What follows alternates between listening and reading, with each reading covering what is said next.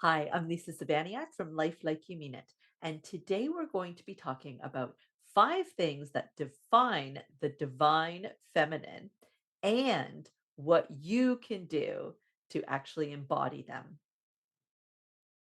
This video is in 2 parts. Part 1, we are going to look at our 5 defining characteristics or traits, if you will, of the divine feminine. And part 2, we are going to look at several ways that you can embody the divine feminine. So let's get started. So, part 1, we are looking at 5 ways to define the divine feminine. Now, divine feminine energy is nurturing, it's compassionate, and it's intuitive. It's also grounded and reflective. So that means that the divine feminine energy is that in which you follow your intuition, where you remain grounded or connected with yourself and perhaps all things, where you show compassion not just to others, but to yourself as well.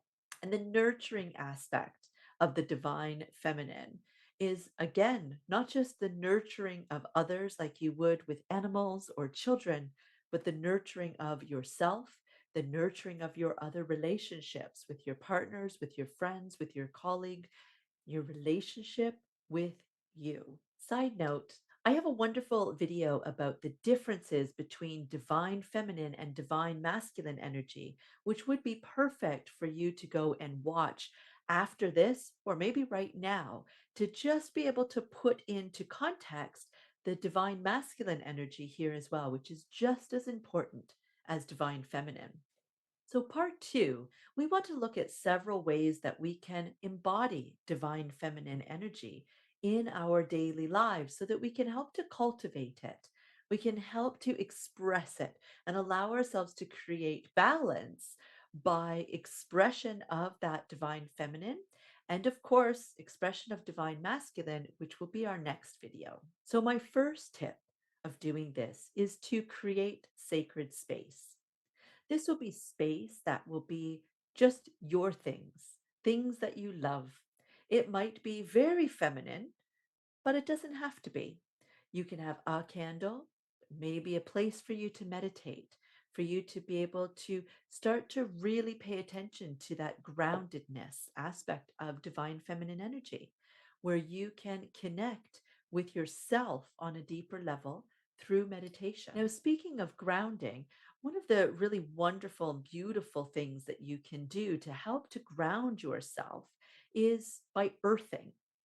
Now, there's different names for this, but it's the idea of taking your socks and shoes off and standing in the grass or in the sand or in the dirt, right? And allowing there to be a transfer of electrons from that soil or that plant life to you and vice versa.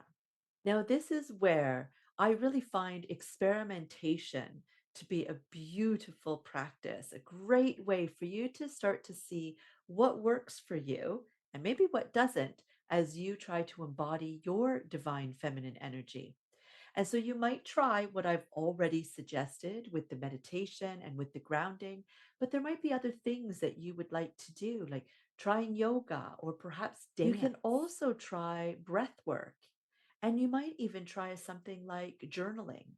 Journaling is a wonderful thing to do as a way of helping you to hone in on that reflective nature of divine feminine energy, where you can write down your thoughts about the day, about how you acted and reacted to certain things, and how you would like to plan for the future and be grateful for the present. Another beautiful way of embodying the divine feminine energy is through building your intuition.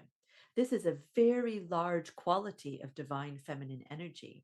And so this can look very different for different people depending on where you are in your path.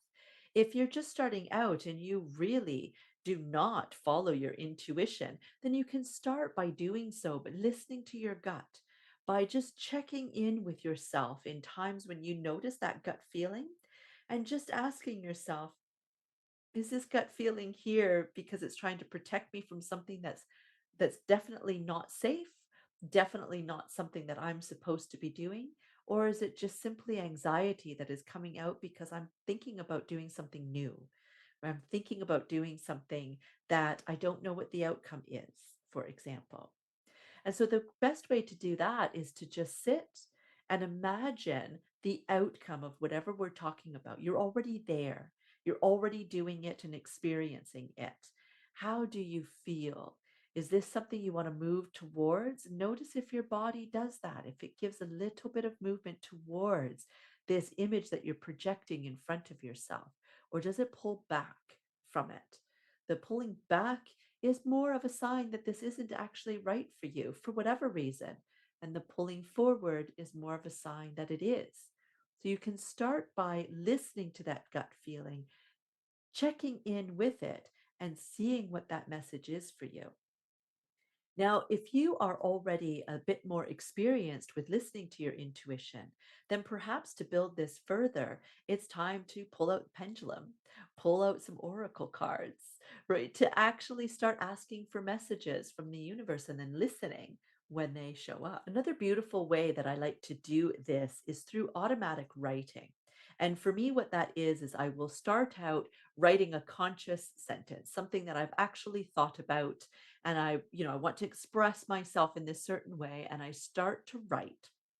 And that might be something I have a question about, something I'm uncertain about. Maybe it's something I'm trying to check in to see, is this right for me? What is my gut telling me?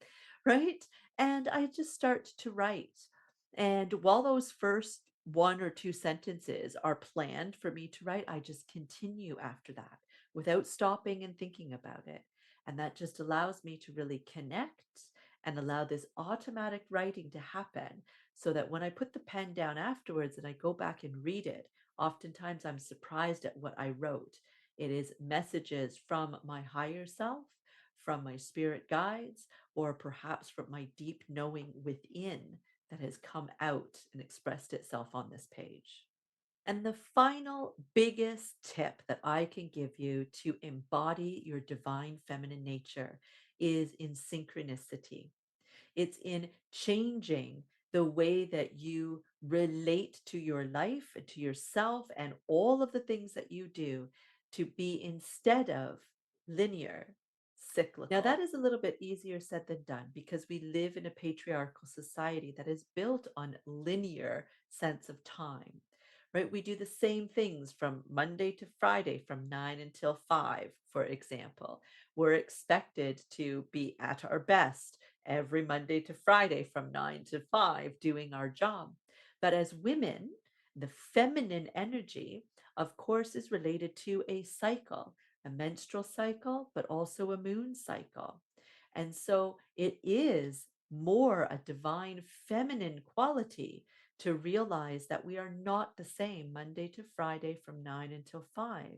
There are different ebbs and flows throughout every day as well as throughout every week, as well as throughout every month.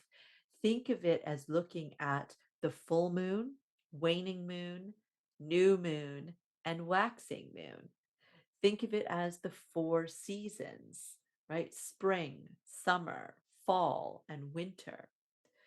We have these different cycles in our life that if we start to pay attention to how we feel in a big cycle like summer versus winter versus obviously spring and fall, we can start to see that those actually play out week upon week, that there are some similarities between them every single month. Side note, again, there is a wonderful playlist that I have here on my channel that is about working with the moon. And so this would be a wonderful playlist for you to check out with several videos here.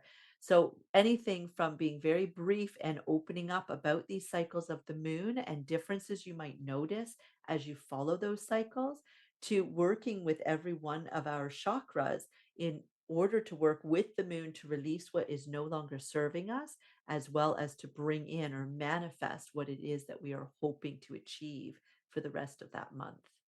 You can check that out by clicking on this card here or by clicking the link in the description. I hope that you enjoyed watching this video as much as I enjoyed making it. If you haven't already subscribed, I'd love for you to do so now. That way, you will never miss another notification of a new video posting.